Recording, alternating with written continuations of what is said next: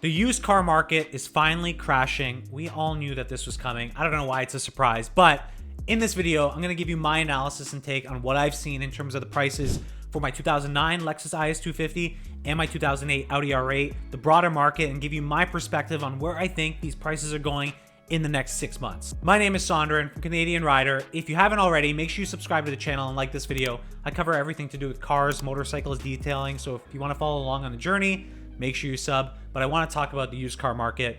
We've seen the craziness that has happened with COVID. For the first time in my life, I've seen used car prices go up. When it was before, when you would go to the dealership, you'd buy a car and you think, okay, I'm going to lose 20% right off the bat. You're somehow gaining 20% after driving it for a year and putting 40,000 kilometers on it. So this insanity has captured all of us, record inflation happening across the world, but especially for used cars and like for car enthusiasts or someone that's looking to get a car to go to A to B, they're having a tough time because prices have just skyrocketed across the board. And I think what we're seeing now is finally a softening of those used car prices, a softening of those prices across different segments specifically, that I think is going to continue to progress further and further down. We all know, at the end of the day, these are depreciating assets, right? Cars, you drive them, things break, they get older. They will depreciate over time. What's happened in the last 2 years has been kind of this exception, but I think for the first time, we're going to start to see this now more and more. And I have two examples with my own cars. I'll share some data around what the data is actually saying and give you my take on honestly what I think is really happening. Number one, economic headwinds, right? Interest rates are rising. We're potentially in a recession. Technically, the US is in a recession. There's some verbiage around there that people are trying to deflect, but we are in a recession and people are having a tougher time paying for these prices, right? What you've seen is these used car prices go up. You've seen recessionary impacts to the economy happen. People are losing their jobs. Interest rates are going higher. We have a lot of uncertainty in the market, but now we're starting to see a little bit of the light come out from all of this, right? Used car prices have softened from what I've seen about 20% from their highs. So as an example, my 2009 Lexus IS250 that I absolutely love, we bought it when I had about 280,000 kilometers. We paid 6,000 Canadian dollars for it. 6,000 Canadian dollars. In that time, now the car has 360,000 kilometers. We've owned it for 3 years, and I could have sold it. This was what the market was paying for at the peak. I could have sold it for $11,000. I could have sold it for almost twice what I bought it for after I put 100,000 kilometers on it. Insane, right?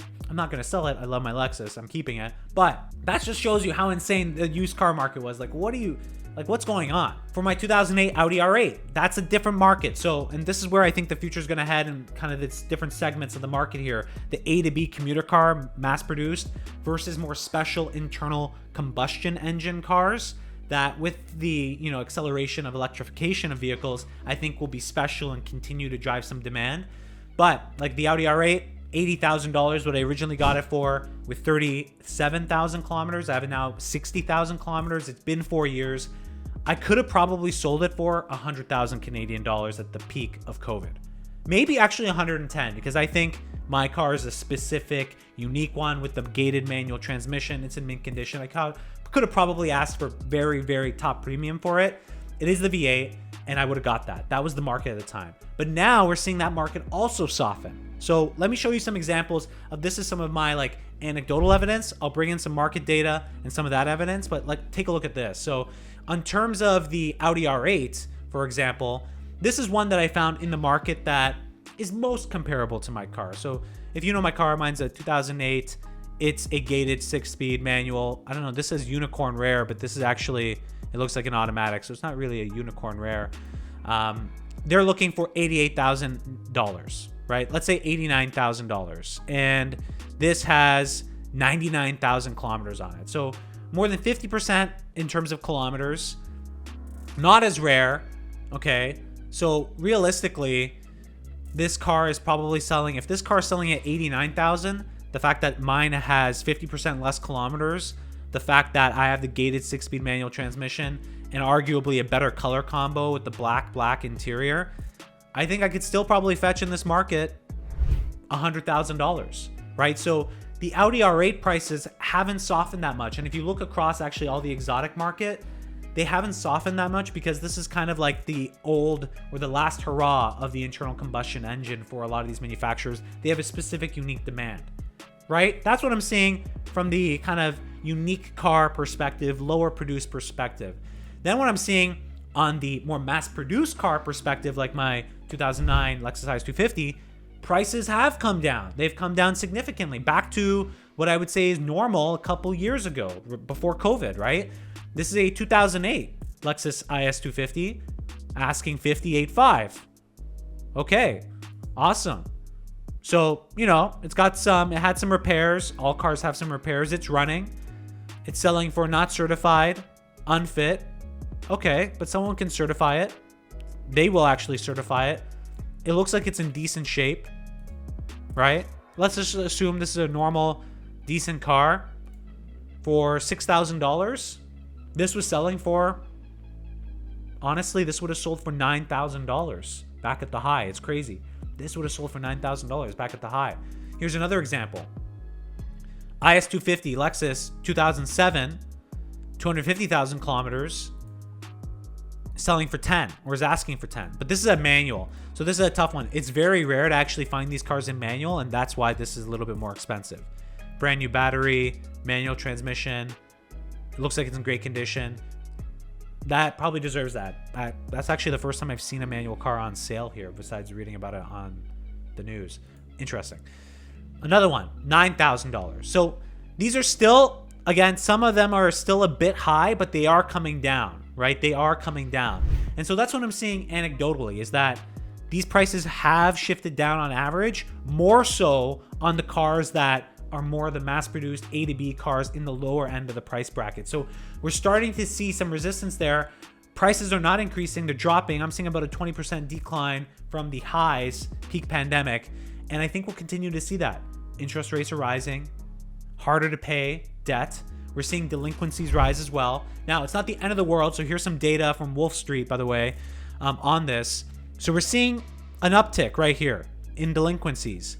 But you have to understand that's still super low compared to the average from the last 20 years, right? The average you could say is maybe around 7% here, and we're nowhere even near that. So we're still low, but things have accelerated, right? Delinquencies have shot up. Auto loans, the amount of transaction price for the new vehicles have shot up. Total debt from auto loans and leases have shot up. These are all US numbers, by the way, but you can extrapolate to Canada. So yes, repos are not exploding, but they've definitely pivoted and sidestepped what's happened. And I think what we're going to see is we are technically in a recession. This will continue to put headwinds in the market, especially as interest rates continue to rise. Right now, it's forecasted that interest rates are looking to rise. And so we'll probably see normal, I think, with supply chains coming back online. Who knows? This is an uncertain world that we live today. But let's just take a guess between the next 6 to 12 months. If supply chains normalize, you have all this inventory that's going to come back on the market from the new car market side. Then you already have a huge spike in inventory on the used car market. You're going to have continued spikes of used car inventory come on the market. And you potentially have a knockdown of the used car prices for those high mass-produced vehicle segment cars. Pretty extreme, maybe 50%, maybe more, right? Back to norm for these depreciating older cars and assets. So I think we're really going to snap back to a norm, in my opinion, 6 to 8 months actually, sooner probably than you expect. So the fact that we've seen the softening already, just the entire economic environment is not conducive to keeping these high prices.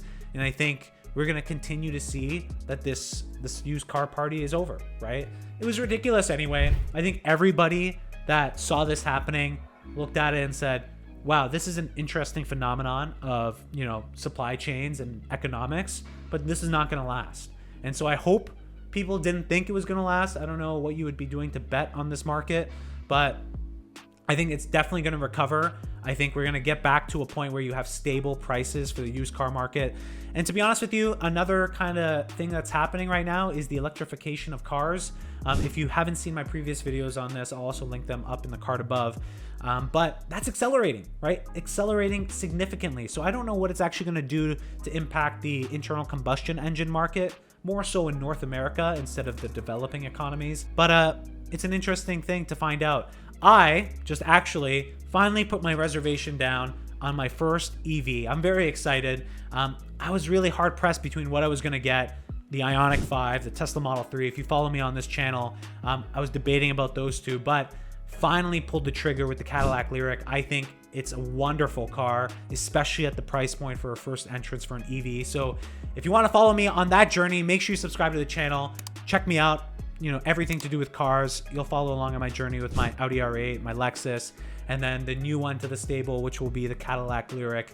So very excited for that. And if you have any questions or thoughts just about your view of the used car market, let me know. Would love to hear it. But from what I see, it's softening, which is good. Like from an enthusiast perspective, I actually had a few friends that wanted to get in the market, buy some E46 M3s or some other cars, and the prices were just crazy. And it's like, what do? Do you want to buy a 20-year-old car almost that for like $40,000, $50,000? Oh man, like that's tough, right? And it was super hard for a lot of people to get into the car of their dreams. So I'm kind of in a way happy that things are getting back to normal. And I think it's just the right thing at the end of the day, right? It just kind of makes sense. You have a depreciating asset on your hand, which is what these cars are. You know, separate statement for the other exclusive kind of vehicles. I think you'll see those actually bottom out very quickly at their current levels potentially, and then maybe even rise. Who knows? That's an entirely different market. But those are my thoughts on this market. Pretty crazy. We'll see what happens in the next 6 months. We'll do another update on this. So again, make sure you follow along on the journey. I want to hear your thoughts. What you guys think is going to happen? Let me know your, anecdotals that you're seeing. You're probably tracking some cars too. Let me know about that as well. But thank you guys so much for watching this video, and I'll catch you guys in the next one.